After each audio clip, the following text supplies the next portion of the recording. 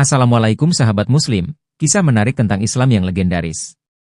Hari ini saya akan menceritakan kisah yang berjudul kemunculan masjid di tengah danau yang merubah warga desa. Namun sebelumnya, saya sarankan untuk menuliskan sholawat untuk Nabi Muhammad, agar kelak sholawat kita bisa menjadi saksi untuk mendapat syafaat di akhirat.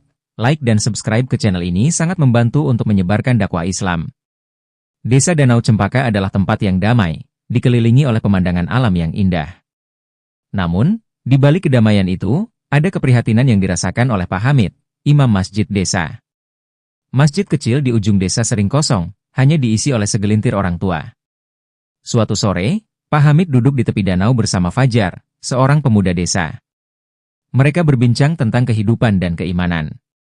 Pak Hamid berkata, "Fajar, kapan terakhir kali kamu salat berjamaah di masjid?" Fajar tersenyum malu, lalu menjawab, "Pak, saya sibuk bekerja. Salat saya lakukan di rumah." Pak Hamid menatapnya dengan lembut. "Bekerja itu baik, Fajar. Tapi jangan lupakan salat.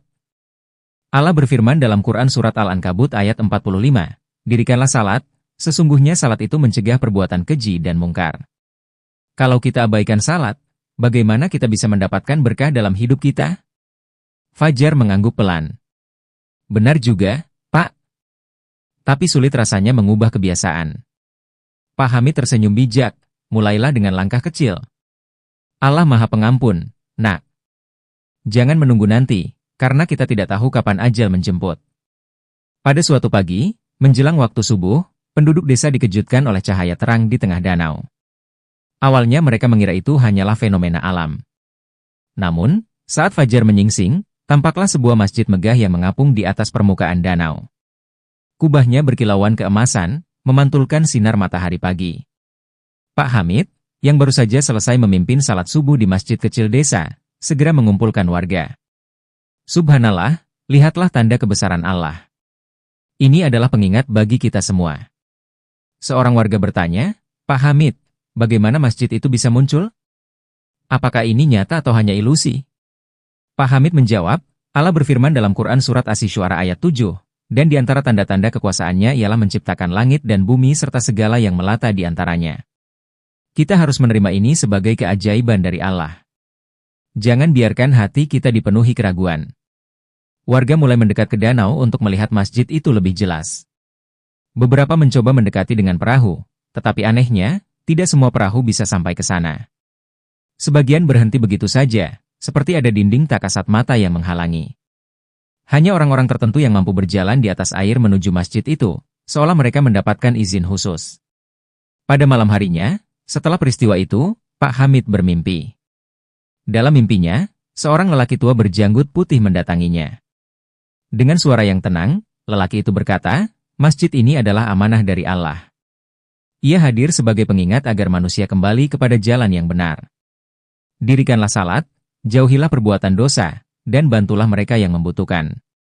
Jika tidak, masjid ini akan hilang sebagaimana ia muncul." Pak Hamid terbangun dengan tubuh bergetar. Ia segera mengambil air wudhu dan melaksanakan salat tahajud. Sambil berdoa, ia mengingat firman Allah dalam Quran Surat Al-Baqarah ayat 2, "Kitab ini tidak ada keraguan padanya, petunjuk bagi mereka yang bertakwa." Ia tahu bahwa mimpinya bukanlah sekadar bunga tidur. Keesokan harinya, Pak Hamid mengumpulkan warga untuk menyampaikan pesan mimpinya. Dengan suara penuh keyakinan, ia berkata, "Saudara-saudaraku, masjid di atas danau itu bukan sekadar keajaiban. Ia adalah tanda dari Allah agar kita kembali kepadanya. Mulai hari ini, marilah kita perbaiki salat kita, bantu sesama, dan hindari perbuatan dosa."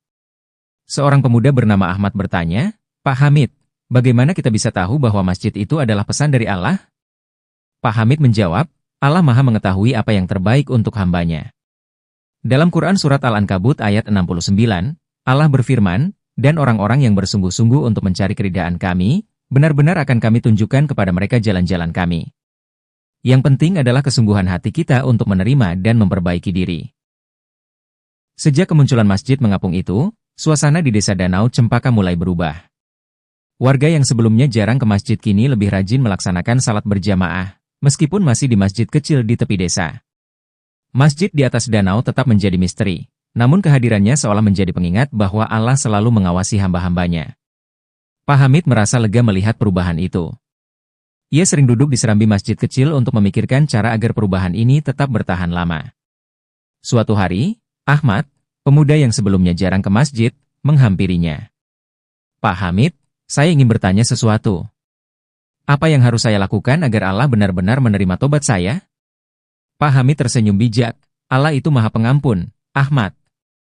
Dia berfirman dalam Quran Surat Az-Zumar ayat 53, katakanlah, wahai hamba-hambaku yang telah melampaui batas terhadap diri mereka sendiri, janganlah kamu berputus asa dari rahmat Allah. Sesungguhnya Allah mengampuni dosa-dosa semuanya. Yang penting adalah keikhlasan dan kesungguhanmu untuk berubah." Ahmad terdiam sejenak, lalu berkata, "Saya sering melakukan hal buruk, Pak. Saya merasa belum pantas untuk diterima Allah." Pak Hamid menepuk pundaknya, "Jangan pernah merasa dirimu tidak pantas. Allah menciptakan kita dengan kasih sayangnya. Yang penting adalah niat untuk memperbaiki diri. Mulailah dengan hal-hal kecil, seperti memperbaiki salat, memperbanyak doa, dan menjauhi dosa." Sejak itu, Ahmad menjadi salah satu pemuda yang paling aktif di masjid. Ia bahkan mengajak teman-temannya yang lain untuk ikut serta dalam salat berjamaah dan kegiatan keagamaan. Di tengah perubahan positif itu, muncul seorang pengusaha dari kota bernama Tuan Arman. Ia mendengar kabar tentang masjid mengapung dan melihatnya sebagai peluang bisnis. Dengan pakaian rapi dan senyum licik, Tuan Arman mendatangi Pak Hamid. "Pak Hamid, masjid di atas danau itu sangat luar biasa. Saya yakin jika kita membuka akses untuk wisatawan, desa ini akan menjadi terkenal. Saya bahkan bisa membantu membangun fasilitas tambahan, seperti penginapan dan restoran. Tentu saja, sebagian keuntungannya akan diberikan untuk desa." Pak Hamid mengernyitkan dahi. "Maaf, Tuan Arman, tapi masjid itu bukan untuk bisnis. Masjid adalah tempat ibadah, bukan objek wisata. Saya khawatir jika kita memperalat masjid, kita akan kehilangan berkahnya." Tuan Arman tertawa kecil. "Pak Hamid, Anda terlalu sederhana. Dengan uang yang akan didapatkan, Anda bisa memperbaiki desa ini. Bukankah itu juga bagian dari ibadah?" Pak Hamid menjawab tegas, "Allah berfirman dalam Quran Surat Al-Baqarah ayat 188, dan janganlah sebagian kamu memakan harta sebagian yang lain di antara kamu dengan jalan yang batil. Menggunakan masjid untuk kepentingan duniawi adalah tindakan yang tidak dibenarkan." Namun, Tuan Arman tidak menyerah. Ia mulai memengaruhi beberapa warga yang tergiur dengan janji keuntungan besar. Sebagian warga mulai mendukung ide Tuan Arman. Mereka berpikir bahwa membuka akses ke masjid di danau akan membawa kesejahteraan. Namun, warga yang lebih religius menentangnya. Seorang warga bernama Ibu Siti berbicara dalam sebuah pertemuan desa. "Kita tidak boleh mengubah fungsi masjid menjadi objek wisata. Masjid itu adalah tanda dari Allah. Kita harus menghormatinya." Namun, Pak Sarman, seorang petani yang sedang kesulitan ekonomi, menjawab, "Tapi bagaimana dengan nasib kita? Jika masjid itu bisa mendatangkan uang, bukankah itu juga berkah?" Pak Hamid angkat bicara. "Saudara-saudaraku, rezeki datang dari Allah. Jangan pernah kita berpikir untuk menggunakan cara yang tidak benar demi keuntungan duniawi. Ingat firman Allah dalam Quran Surat Al-Mulk ayat 15, Dialah yang menjadikan bumi itu mudah bagi kamu, maka berjalanlah di segala penjurunya dan makanlah dari rezekinya. Tapi jangan lupa, Allah juga menguji kita dengan rezeki itu."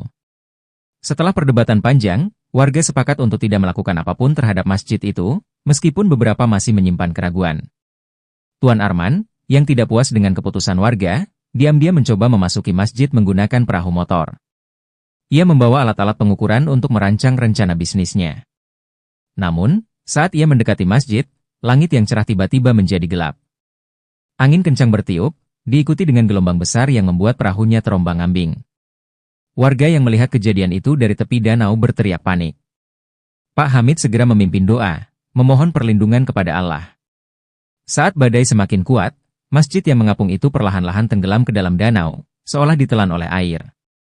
Tuan Arman berhasil kembali ke tepi dengan kondisi ketakutan. Pak Hamid berkata dengan suara tenang, "Saudara-saudaraku, ini adalah peringatan dari Allah. Kita telah lalai menjaga amanahnya. Masjid itu adalah ujian bagi kita, dan kini telah diambil kembali olehnya." Setelah kejadian itu, warga desa Danau Cempaka menjadi lebih berhati-hati dalam menjalani kehidupan. Masjid kecil di desa kembali dipenuhi jamaah. Pak Hamid sering mengingatkan mereka, Allah telah menunjukkan kekuasaannya kepada kita.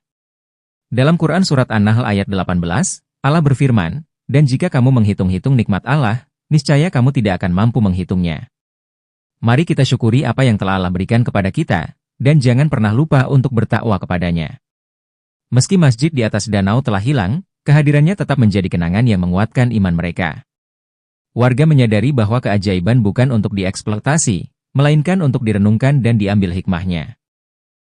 Sejak peristiwa hilangnya masjid di atas danau, Desa Danau Cempaka menjadi tempat yang berbeda. Kehidupan masyarakat lebih harmonis, mereka lebih sering berbagi dan membantu sesama.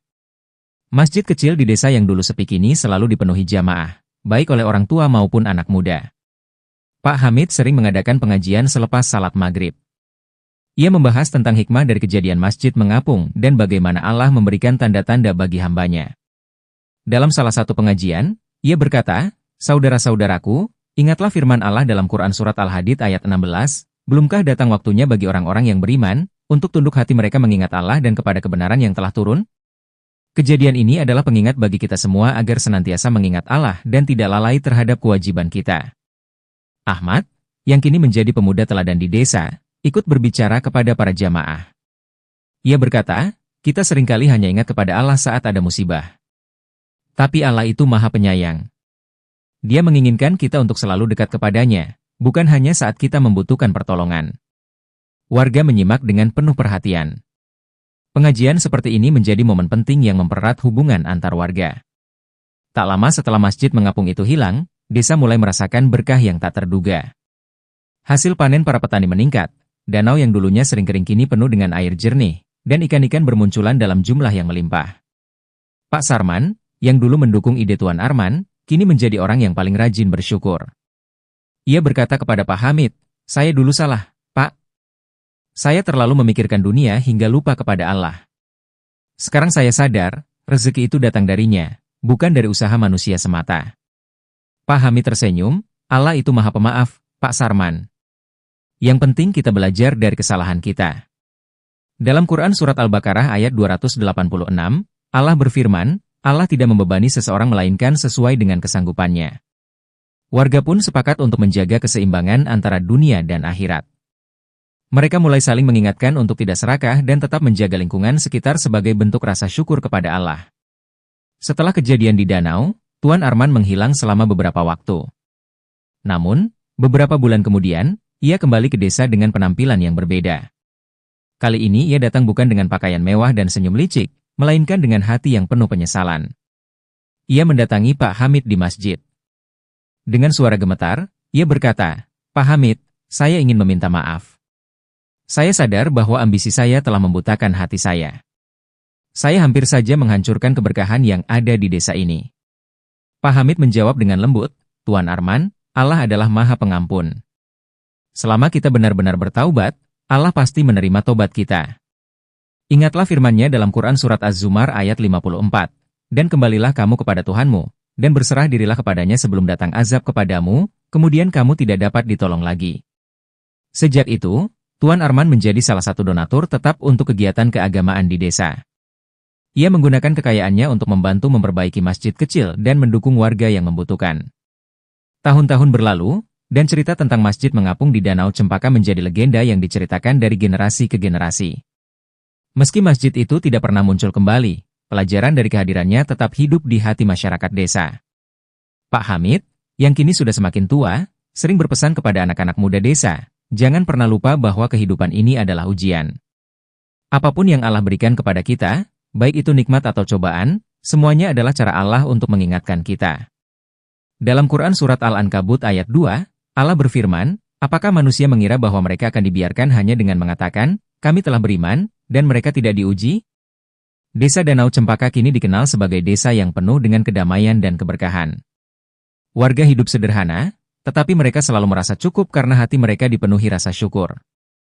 Alhamdulillah, itulah kisah Islami yang bisa kita ambil hikmahnya hari ini. Semoga cerita ini dapat menginspirasi dan memperkuat iman kita. Terima kasih telah menonton hingga akhir. Jangan lupa untuk like, share, dan subscribe agar tidak ketinggalan cerita-cerita Islami lainnya. Semoga Allah senantiasa memberikan keberkahan kepada kita semua. Wassalamualaikum warahmatullahi wabarakatuh.